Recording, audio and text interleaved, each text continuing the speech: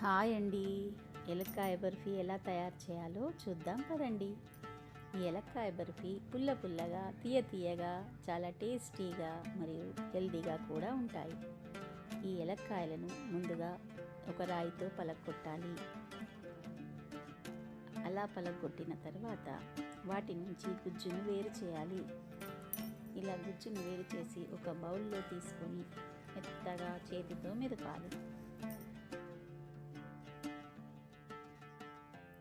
ఇలా మెదిపిన పేస్ట్ని ఒక మిక్సీ జార్లో వేసి కొంచెం బెల్లం తురుముకోవాలి. ఈ తురుముకున్న బెల్లంని కూడా మిక్సీ జార్లో వేసి రుచికి సరిపడా కొద్దిగా ఉప్పుని కూడా వేసుకోవాలి. ఉప్పు వేశాక మిక్సీ పట్టుకోవాలి. మిక్సీ పట్టాక మెత్తటి పేస్ట్లా తయారవుతుంది.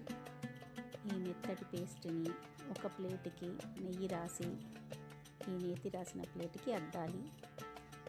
ఇలా అద్దిన తర్వాత 2 గంటలు ఎండలో చక్కగా ఆరనివ్వాలి. 2 గంటలు ఆరిన తర్వాత ముక్కలుగా కట్ చేసుకోవడానికి సిద్ధమవుతుంది. ఈ ప్లేటుని ముక్కలుగా కట్ చేసుకొని తర్వాత వీటిని 2 రోజులు అలానే ఆరనివ్వాలి.